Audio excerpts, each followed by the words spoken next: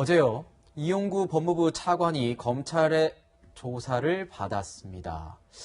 어떤 내용으로 검찰 조사를 받았냐, 좀 워낙 기한이 오래돼가지고 잘 모르실 것 같아서 장혜찬 평론가께 어떤 내용인지 설명을 좀 부탁드리겠습니다. 6개월 전쯤에 일어난 사건이죠? 네, 6개월 전쯤이었는데 지난해 11월이었을 겁니다. 이용구 차관이 이제 술자리를 마치고 집으로 귀가하는 택시를 탔는데 좀 술이 많이 취한 모양이에요. 그래서 잠이 들었는데 잠을 깨우는 택시 기사에게 폭언과 폭행을 했다는 의혹이 불거져서 수사가 들어갔습니다만 네. 그 당시엔 이 수사가 그냥 특별한 합의를 통해서 특별한 진척 없이 마무리된 것으로 알려지고 있는데 반사불벌죄로 폭행 혐의를 적용해서 사건을 내사 종결했죠. 그런데 이후에 이 사건이 다시 드러났는데 이 택시가 운행을 멈춘 상태가 아니라 사실상 운행 중으로 해석될 만한 상태 아니었느냐. 시동이 켜진 상태이고 미터기도 계속 켜진 상태였다면 우리 법에서는 이걸 운행 중이라고 판단을 합니다. 그렇다면 운행 중에 운전기사를 폭행했을 때는 특가법이 적용되기 때문에 이건 반의사불벌죄가 아니에요. 실제로 합의를 했다 하더라도 무조건 수사를 마치고 어떻게 보면 범죄 혐의가 발각되면 기소를 해야 되는 사안인데 그렇지 못한 부분 때문에 두 가지 문제가 불거졌습니다. 첫 번째는 왜 이 수사가 경찰에서 이렇게 일찍 덮였느냐. 결과적으로는 이용구 차관이 그 이전에도 법무부 실장으로 있었던 현재 여권의 실력자였던 것이 아니냐. 수사가 묻힌 정황에 대해서 수사가 지금 시작되고 있는 것이고 두 번째는 이게 정말 택시가 운행 중이었다면 특가법이 적용되는 것이기 때문에 그 당시 폭행 사건에 대해서 또 하나의 또 다른 본류로서 수사가 동시에 진행되고 있는 사안입니다. 네. 네, 지금 사건이 발생한 지 6개월이 지났습니다. 그리고 이 시민단체가 특가법상 운전자 폭행 혐의로 고발하고 나서도 한 4개월이 지났어요, 변호사님. 이 소환 시기 어떻습니까? 적절합니까? 사실 이렇게 논란이 많고 이렇게 명확한 사건은 좀 더 빨리 끝냈어도 되거든요. 네. 지난 2월에 고발인 조사를 했는데요.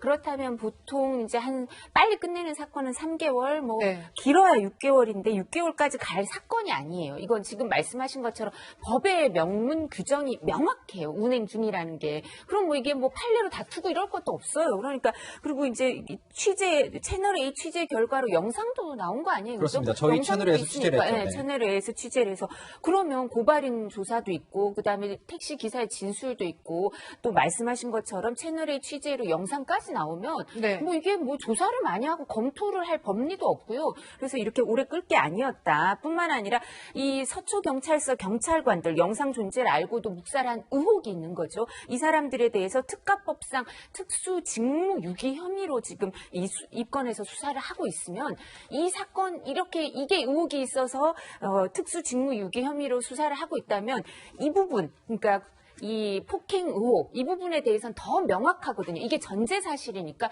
여기에 대해서는 더 빨리 결론을 낼 수도 있었고 낼 능력도 있었던 거죠. 근데 이 부분에 대해서 안 하고 있었다는 건 여러 가지 논란이 있는데요. 아마 새 검찰총장이 오기 전에 그래도 결론을 내야겠다 이렇게 마음을 먹은 게 아닌가 싶습니다. 네, 방금 말씀해 주신 대로 새 검찰총장 후보자에 대한 인사청문회가 26일로 잡혀 있습니다. 그래서 이 소환 조사 시기에 대한 이 시점에 대한 어떤 의아함 이런 것들이 일고 있는 것 같은데요. 교수님께 여쭤볼게요. 어떻게 보면은 이 새 검찰총장이 들어서기 전에 이런 정권 관련된 수사들을 정리하는 그런 마무리 수순에 가는 게 아니냐 이런 분석도 나오더라고요. 정치적 부담을 덜으려는 그런 어떤 일환일 수도 있을 것 같아요. 하지만 저는 이게 너무 늦었다. 그러니까 아무리 현직 이제 법무부 차관이라고 할지라도 지금 변호사님 말씀하신 대로 빨리빨리 지금 굉장히 사실 어떻게 보면 단순한 사건이거든요. 이 경찰이 이렇게 모든 사건에 6개월씩이나 걸린다는 이미지를 남기면 안 됩니다. 지금 상당히 이제 경찰에게 많은 수사권이 가 있는 상황이기 때문에 좀 더 효율성을 보이고 좀 더 역량을 보이는 그런 차원에서라도 특히나 법무부 차관일지라도 어떤 형태로든 우리 거침없이 수사한다는 그런 능력을 보여줄 필요가 있다는 측면에서는 조금 늦었다 이렇게 평가합니다. 네. 지금 26일 김호수 검찰총장 후보자 청문회가 열리는데 증인이 한 명도 없는 청문회예요. 야당에서 요구는 했지만 여당에서 들어주지 않아서 그렇게 됐고 참고인만 채택이 됐습니다. 자, 서민 교수와 김필성 변호사 2명만 채택이 됐네요, 평론가님.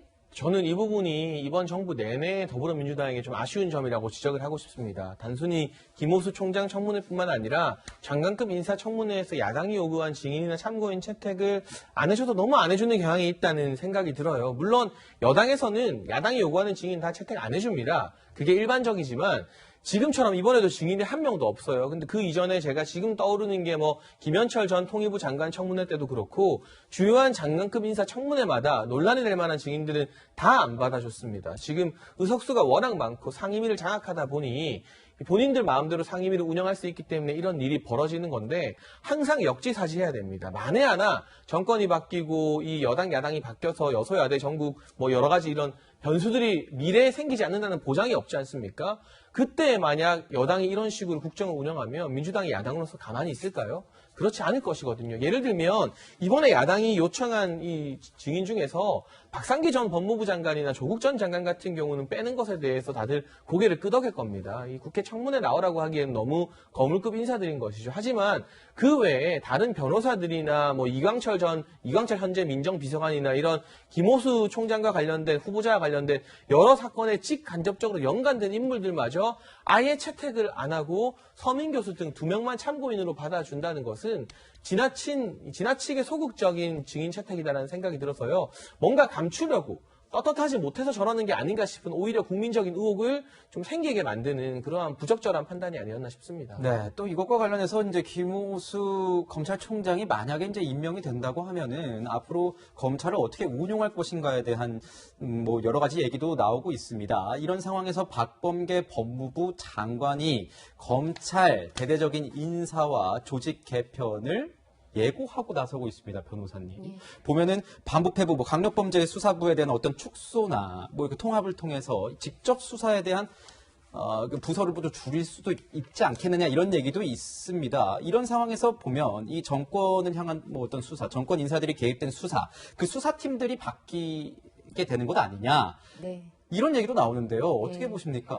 지금 이제 저희 동기들이 이제 뭐 검사장이나 차장, 뭐 부장 이 정도 하고 있는데요. 이제 그 동기들이 예상을 하기를 검찰총장이 바뀌고 나면 아주 대대적인 인사가 있을 거다. 이렇게 얘기를 하고 있어요. 근데 지금 말씀하신 것처럼 조직 개편까지 있다면 더 하겠죠. 증권범죄 합수단을 남부지검에 새로 이제 만들겠다고 하는 이런 건 좀 바람직한 것 같은데요. 그 외에 말씀하신 것처럼 강력부를 축소한다든가 직접 수사를 축소하는 거.